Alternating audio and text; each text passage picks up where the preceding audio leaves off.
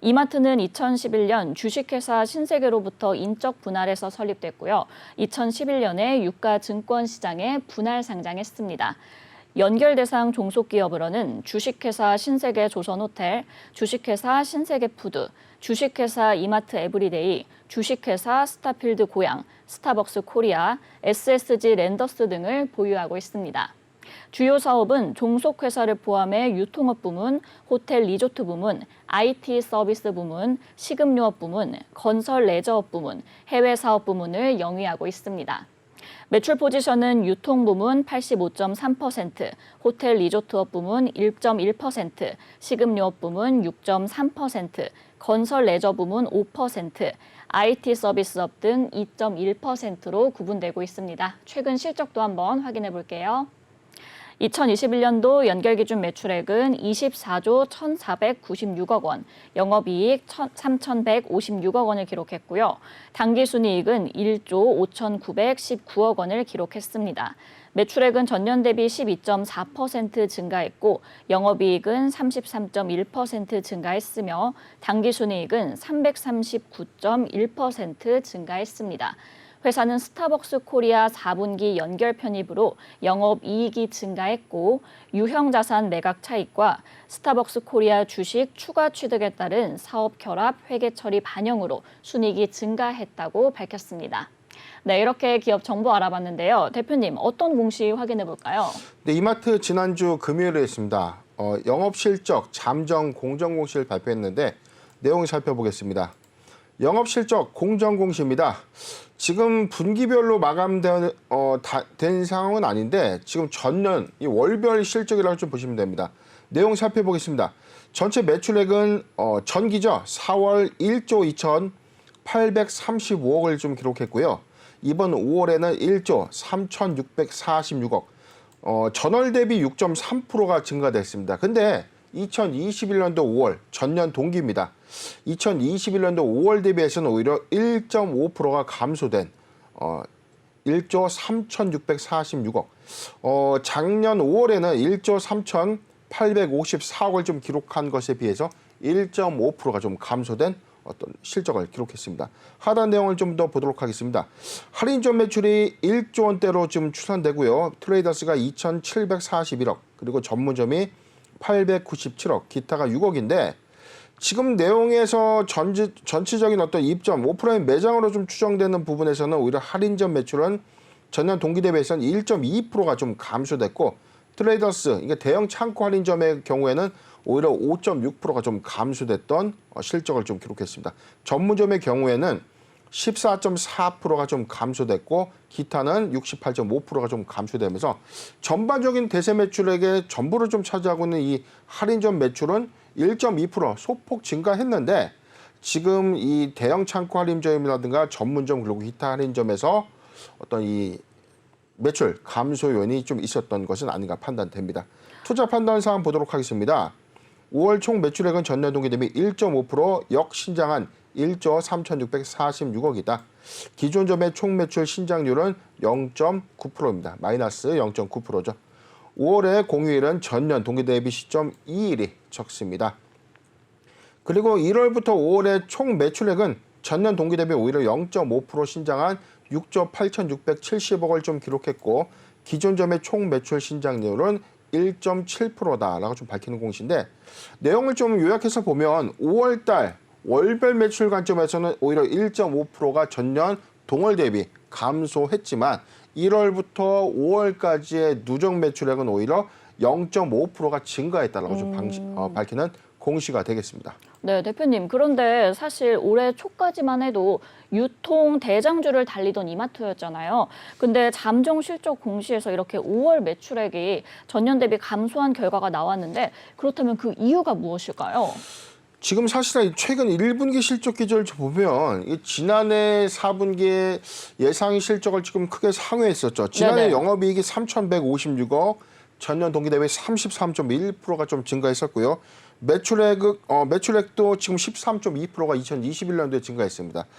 순이익 구조에서는 339%가 좀 급증했는데 그때 당시는 사실상 4, 4분기에 스타벅스 코리아가 실적에 포함이 됐죠. 즉 연결 자회사로 편입이 되는 효과가 좀 있었기 때문에 이 효과가 좀 반영돼서 2021년도에는 이 실적이 크게 좀 개선되었다, 증가됐다라고 우리가 판단해 볼 수 있는데 개별 실적 안에서 이마트의 원래의 어떤 사업 부분인 이 할인점 그리고 이 대형 창고 할인점, 전문점 등의 어떤 수익 개선 효과를 개별적으로 좀 추산해 본다면 오히려 5월 달에 전년 동월 대비 1.5%가 좀 감소한 다소 좀 아이러니한 어떤 상황들이 아닌가.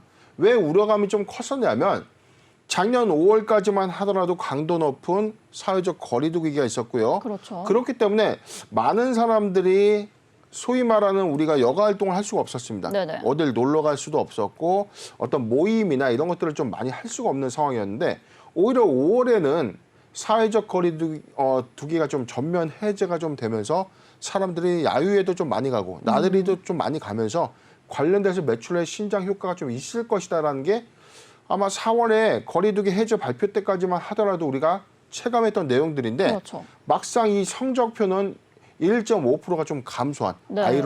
아이러니한 이런 상황들이 좀 연출된 것이 아닌가 좀 판단해 봅니다.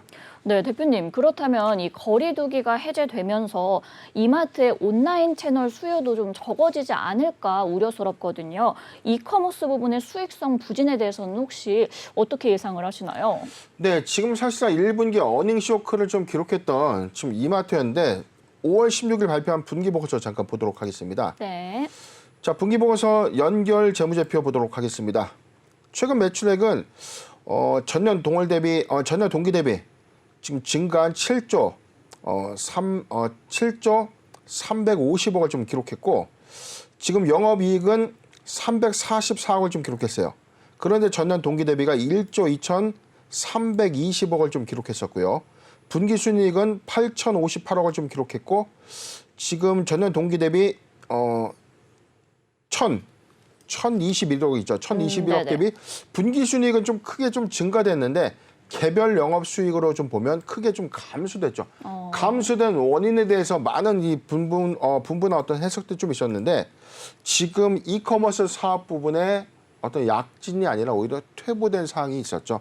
지금 올해 SSG닷컴의 영업적자, 누적 영업적자는 지금 1,307억 원을 추산하고 있고요.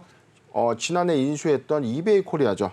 지금 G마켓 영업적자가 지금 738억으로 좀 추산되고 있는데 우리 앵커님께서 말씀하신 것처럼 이게 코로나19 종료 이후 엔더믹으로 좀 전환되는 관점에서 이커머스의 어떤 물량들이 좀 감소된 것이 아닌가. 네. 그런데 저는 이제 두 가지 측면을 좀 말씀드렸어요. 이게 사람들이 이게 퀵 배송이라고 해서 사실상 이 배송비에 대한 어떤 차이 관점이 좀 없다면 이 편의성 때문에 기존에 이용했던 유저들이 동일한 방식으로 배송 주문을 진행할 것이다라고 보는 이 관점과 아니다. 오프라인을 통해서 사람들이 직접 물건을 고르는 방식의 어떤 차이가 있을 것이다. 두 가지 측면 효과가 좀 있었지만 전통적으로 2022년도 4월에 거리두기 해제 이후에 온라인 매출 부분의 어떤 감소 효과는 없었다.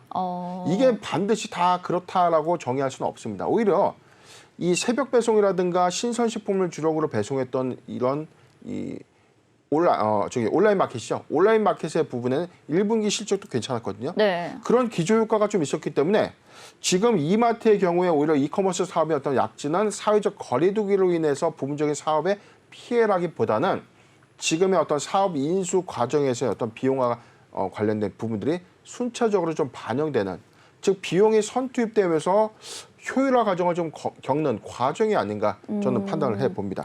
네, 이렇게 이커머스 부분에 대해서 기존의 유저들이 퀵배송을 그대로 이용할 것이다, 이러한 관점도 있고요. 아니면 오프라인으로 이동할 것이다, 이러한 관점, 두 가지 관점이 있었는데 사실상으로는 실적 감소는 없었다고 하기 때문에 저도 제가 생각하기에도 이제 잘 유지를 할 수 있지 않을까 싶습니다.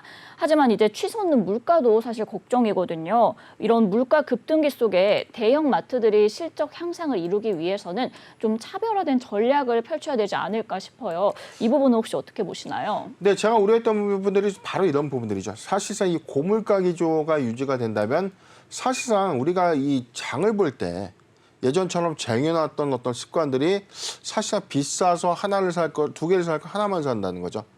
근데 과거보다 소비, 주머니가 좀 얇아질 수밖에 없기 때문에 관점에서는 이 매출액의 타격은 좀 예상될 수는 있다. 그런데 이제 두 가지 측면이 있습니다. 코로나19 이전의 상황에서 그리고 이후의 상황과 비교를 해본다면 오히려 사람들이 야유회라든가 이 소위 말하는 여가 활동들은 좀 증가되고 있죠. 그리고 그렇죠. 캠핑도 자주 가고 있는 이런 관점에서 오히려 그런 수혜 효과가 좀 있을 것이다라고 좀 보는 관점. 그다음에 두 번째는 소비층이 좀 더 얇아지기 때문에 매출액이 좀 이 소폭의 감소 효과는 좀 있지 않을까. 우려될 수 있는 어떤 두 가지 측면은 좀 있지만 실질적으로는 지금 할인점의 매출은 좀 증가되고 있고 오히려 이커머스 부분의 어떤 매출 감소 요인 또는 손실 증가 흐름이 좀 더 있었기 때문에 지금 사실상 이 고물가 기조로 인해서 매출액의 어떤 감소 요인이라기보다는 그래도 코로나19 이전 상황과는 크게 개선된 실적을 내야 되는 것이 맞다. 그런데 지금 잠재적 영업 손실의 영업 손익의 어떤 감소 폭이 좀 컸다는 것은 지금 저는 이렇게 봅니다. 2분기에 신세계그룹 인수합병 이후에 통합 작업을 지금 걸치는 이 과정 안에서 이 부분이 마무리가 좀 된다면 즉 PMI 과정이 종료가 되는 관점 이후에 3분기부터는 이커머스 사업 부분의 어떤 실적도 조금은 회복되지 않을까 좀 예상을 해보고 있습니다. 네, 이마트 3분기부터 실적 회복이 예상된다라고 정리를 해주셨습니다. 대표님, 그럼 끝으로 대응과 투자 전략은 어떻게 가져가는 것이 좋을까요? 네, 지난 5월에 사실상 어닝 쇼크를 좀 기록하면서 지금 52조 신저가를 좀 기록했었죠. 5월 16일 주가니까 여기였습니다. 좀 확인해 보면 자 확대를 좀 더 해보도록 하겠습니다. 지금 이 구간인데 사실상 좀 우려감을 수반할 수밖에 없는 게 지금 기조에서는 지금 신저가 좀 기록을 했었다는 거죠. 그리고 나서 오늘도 낙폭을 좀 더 크게 하회하는 흐름들 좀 보여주고 있지만 이마트의 개별 실적에 대한 어떤 우려감들보다는 오늘은 사실상 전체적인 어떤 시장의 급락으로 인해서 실적의 우려감들이 좀 컸던 종목들의 하락폭들이 좀 더 커지는 것뿐이다. 이마트 장기적 관점에서 스타벅스 코리아의 사실상 이 실적 산입 이후에 저는 이커머스 사업 부분도 정상적인 좀 궤도에 좀 올라가 준다면 3분기 이후에는 그래도 실적을 부분적으로 좀 해소할 것이다. 그리고 할인점의 어떤 출점 관점에서도 충분하게 성장세를 유지하고 있다는 어떤 리포트들도 활용을 해본다면 매수의 기회로 작용해도 괜찮지 않을까. 자, 일봉상의 기준을 보면 최근 2년간의 어떤 주가치에서의 어떤 바닥권 흐름까지 좀 내려온 상태입니다. 저는 매수하기 좋은 구간까지의 어떤 시그널을 이렇게 봤어요. 자, 좀 더 확대해서 보도록 하겠습니다. 네.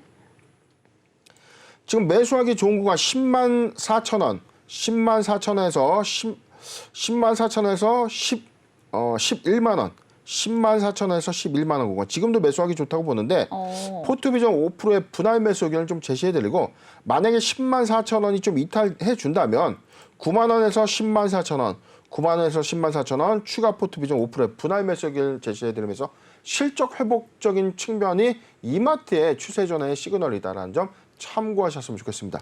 네, 이마트 매수하기 좋은 구간 10만 4천 원에서 11만 원까지 포트 비중 5%의 분할 매수 의견 주셨고요. 9만 원에서 10만 4천 원까지 포트 비중 5%의 추가 매수 의견 주셨습니다. 일단 장기적인 관점에서는 실적을 부분적으로 해소할 수 있다라고 전망까지 예상해 주셨습니다.